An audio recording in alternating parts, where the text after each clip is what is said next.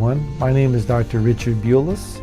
I'm a reproductive endocrinologist who's now in private practice in Southern California. I've been one of the co-directors for Fertility and Surgical Associates since 1999 when this practice was founded.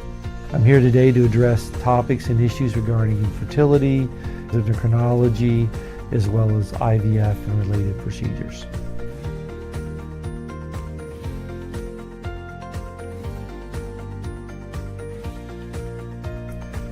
This is a very difficult concept, sperm quality.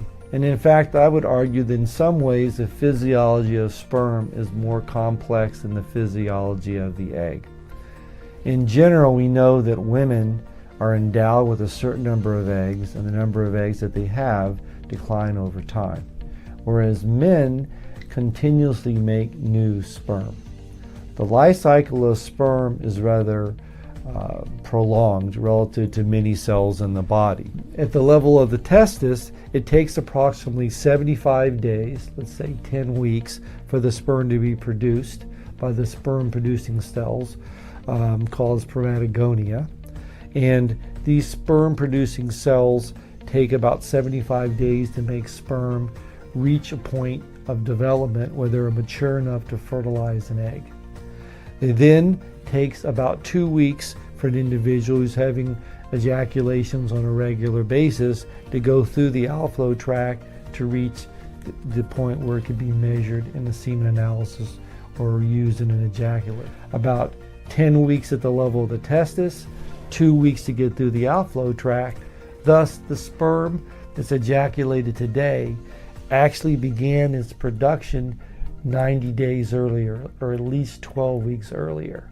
Thus, in that time period from production to level of the testis to get through the outflow tract, sperm is much more susceptible to different environmental factors, smoking, stress, and other oxidative stress.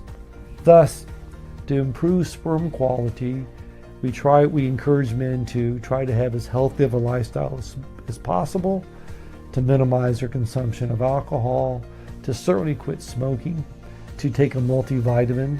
I also recommend that a lot of men that have male factor issues consider taking supplements. One of the ones I recommend is taking CoQ10, typically 200 to 300 milligrams a day. And also, as much as possible, to try to get adequate rest and nutrition.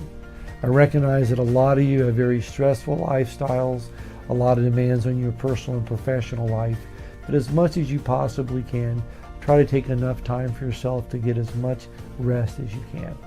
And of course, you need to be evaluated to make certain that there's not a medical or surgical issue which could be addressed. So in most circumstances, for men that have male factor, they should be seen by a urologist who's very familiar with male infertility for an evaluation. I look forward to talking to you again. Thank you for your question. Have a great day.